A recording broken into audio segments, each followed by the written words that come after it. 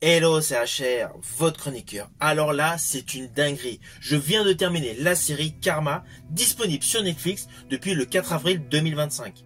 Ayant lu le synopsis, je me suis dit, je vais attendre quelques jours d'avoir du temps libre, tout simplement pour pouvoir regarder tous les épisodes d'affilée. Et je ne vous cache pas, c'est ce que j'ai fait. C'est pour ça que c'est une réelle dinguerie.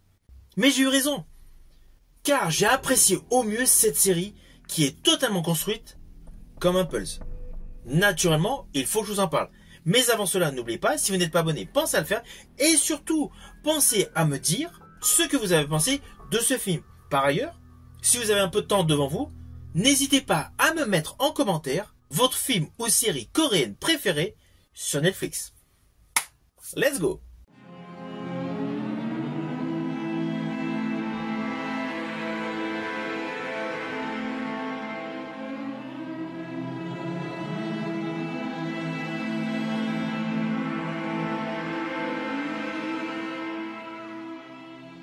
Alors sur le fond, cette série est une adaptation d'une webtoon qui suit le destin de 6 personnages totalement antagonistes, mais qui se retrouvent bouleversés à la suite d'un accident. Ah oui, je vous le fais de manière assez succincte, car l'histoire est beaucoup plus travaillée que cela.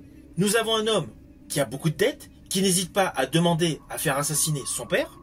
Il y a une femme médecin qui a eu une origin story avec un événement tragique, des escrocs qui jouent sur la carte sensible des adultères, et un corps qui se retrouve propulsé au-dessus d'un pont. Ah oui, dit comme cela, c'est un peu confus, c'est clair. Car en fait, cette série est totalement conçue comme un puzzle. Vous allez avoir des retours en arrière, des flashbacks, des twists, et surtout des corrélations entre tous les personnages. Car in fine, tous les personnages que vous allez découvrir au fil de ces épisodes sont tous liés entre eux. Alors perso, le personnage que j'ai préféré, avec surtout ce qui découle de son histoire, est celui de la médecin. Tout le côté émotionnel, le côté fracturé, le côté vengeance, m'a totalement hypé. Cela n'empêche pas que tous les autres protagonistes autour sont extrêmement convaincants. Le casting est top. Ceci dit, dans le casting, vous allez reconnaître un des personnages de Squid Game, l'acteur Park Hae-sun. Sinon, les autres acteurs et actrices, perso, je ne les connais absolument pas. Mais je peux vous assurer que ce sont des acteurs de talent, qui déambulent de manière jubilatoire dans cette comédie extrêmement noire, qui, à partir d'un simple fait, découle vers plusieurs arcs narratifs totalement scabreux. Oui, scabreux par rapport au destin funeste de certains personnages. Car, en un certain sens, cette série est un thriller psychologique, qui joue essentiellement sur votre perception de ce que vous observez. Et ça marche. On est capté du début jusqu'à la fin.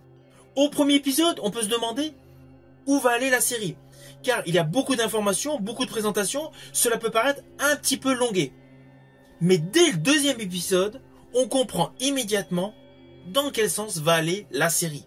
Un thriller totalement innovant en termes de concept. Car c'est totalement jubilatoire de découvrir un même événement avec tout simplement des points de vue différents, car perçus par des protagonistes différents. Et le fait que l'histoire évoque plusieurs années de vie de différents protagonistes apporte une plus-value scénaristique supplémentaire. C'est pour cela que cette série Karma sur Netflix, je l'ai largement appréciée.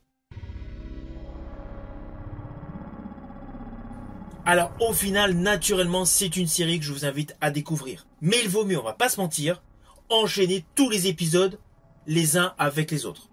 Sinon, vous allez perdre certains petits détails qui agrémentent davantage ce produit qui est de qualité.